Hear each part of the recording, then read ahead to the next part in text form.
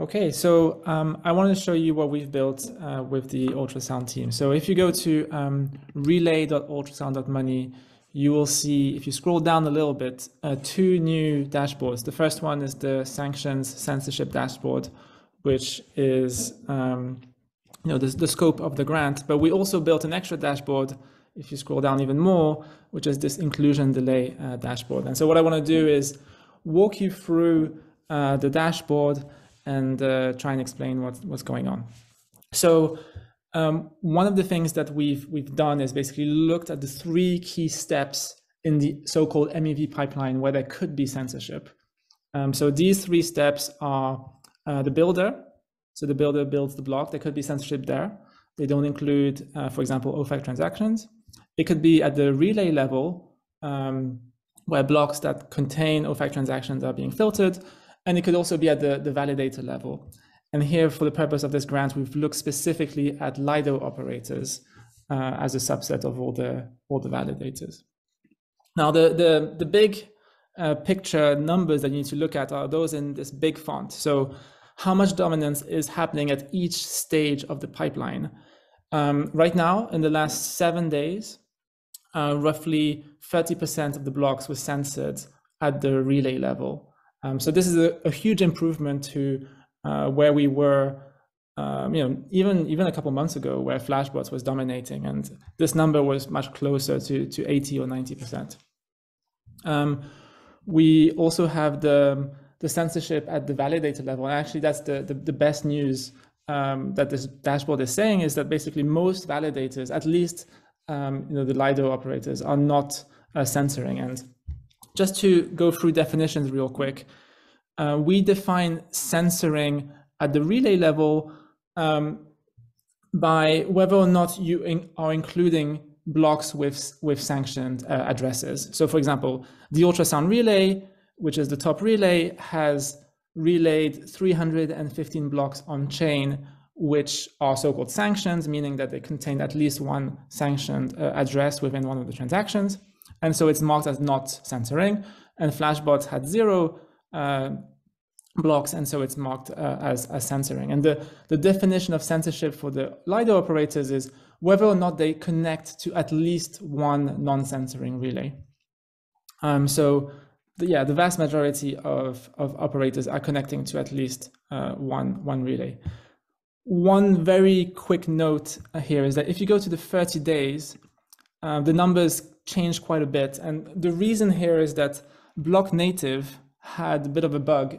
So Block Native has always intended to filter OFAC transactions, but they were not doing it perfectly for a period of time. And so in the last 30 days, they are marked as non-censoring because that's what they were actually doing on chain. And so some of the operators were connecting to the Block Native relay thinking that they were censoring when actually they were not. And so the numbers are actually better on the 30 days than on the 7-day. But I'll return to the 7-day because that's the most representative of reality. I guess one of the things I wanted to highlight here is that of the operators, the Lido operators that don't connect to one censoring relay, that contains non-US companies, which is very interesting. So I believe Figment is incorporated in Canada. I think HashQuark is based in Asia, and it's kind of interesting that these operators have at least so far chosen to not connect to a non-censoring relay. And that's a discussion that I'd be more than happy to have with these operators. Now, in terms of the big picture of the health of the network, I think where we need to focus on is the builder censorship, because that's where a lot of the censorship is happening. So what we've done is that we've done an analysis on a pub key basis. So each builder, so for example, builder 0x69 has multiple, can have multiple pub keys. In this case, builder 0x69 has six pub keys. And what tends to happen is that the builders will have dedicated pub keys specifically for Flashbots, because they almost had a monopoly early on. And so builders would collocate next to the Flashbot relay, and they specifically have a block building strategy which would be censoring. And so a lot of the builders, rationally have had kind of a mix of censoring and non-censoring relays, pub keys, I mean. So that's kind of the status quo for some of the top builders, except for 2 of the builders here, or the top 5, that are actually fully censoring. That they might be based in the US and might have chosen to fully censor. But the good news is that one of the pieces of good news is that I don't believe that censoring relays are really going to make it long term, and the reason is that non-censoring relays can enjoy this optimization called optimistic relaying, and what we're going to see is that the dominance, this dominance number is going to go down. It's going to go down to 20%, maybe even down to 10%, and that means that I'm hoping some of these builders will have fewer pub keys that are dedicated to censoring, to building censored blocks. Now, here we have one of the things that we wanted to express is basically to try and quantify the amount of censorship that was happening. How many transactions were affected by censorship? And it's really a tiny number of transactions. It's 357 transactions in the last 7 days had delayed inclusion, meaning that the time it took for them to be included on chain was more than the optimal inclusion of one block. And the average inclusion time for these transactions was 52 seconds. So really, we're talking about a very minimal impact to censored transactions, and we wanted to quantify it.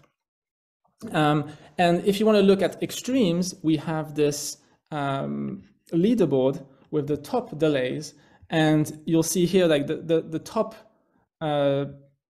transaction that suffered some delay suffered a 10-block delay. So this transaction got extremely unlucky. There were 10 blocks in a row, for which, oops, sorry.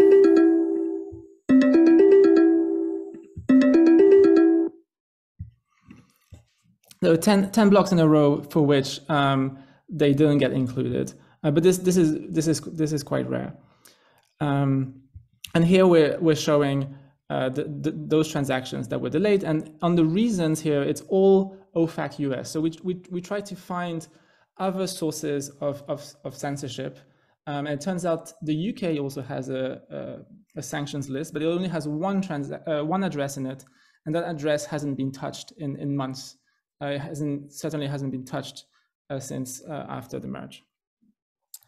And then one of the things we wanted to look at here is basically the impact of the sanctions on inclusion times. And so the average inclusion time for all the OFAC transactions is 23.6. So that includes all 1,051 transactions that touched OFAC addresses, and the optimal inclusion time is roughly 12 seconds, and so 23.6 minus 12 seconds, that's roughly a delay of 11.6 seconds for censored transactions. So this is an overview of this sanctions censorship dashboard, which we wanted to build for the grant, but we actually went kind of an extra mile and asked ourselves, why are transactions delayed for all sorts of reasons other than censorship? And basically what we built is this breakdown, which looks at all the transactions that were included on chain and seeing whether or not they were delayed, and then putting them in categories to try and explain the delay. So most of the transactions, 84% of transactions here, were actually optimally included in the next block. And then a sizable fraction of transactions were never made it to the mempool. So basically they're so-called private transactions that were included by the builder without being previously broadcasted in the public mempool. And then like the top reasons that we found for transactions to be censored is basically due to the fact that of the way that the sender set their fees, so the base fee and the tip. So it looks like about 5% of transactions that made it on chain had to wait at least one block because their base fee was set too low. And about 4% of transactions had to wait at least one block because their tip was too low. And what we define low tip as being less than 1 gwei. And then a very small portion, less than 1% of transactions, were delayed because of congestion. So what can happen with EIP 1559 is that the gas limit is equal to the gas target, and there's no more space for transactions. And so that could be another reason why a transaction that was observed on the mempool didn't get optimally included in the block. And then we also have the same number here, 357, which is the same numbers that you can see here of OFAC transactions that suffered a delay.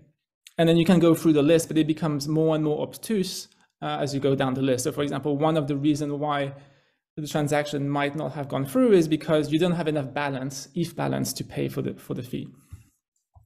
And if you want to visualize this, this is what it looks like. So these are the 357 censored transactions. Yeah, what you can do is you can zoom in. This is one of the things you can do, and kind of look, click on the transaction hash, and it will bring you to the corresponding page if you want to investigate these transactions. Now, the other thing that we've done as well is we've charted transactions that were delayed for reasons that we don't completely understand right now. So there's this category here, unknown, not categorized, with 202 transactions.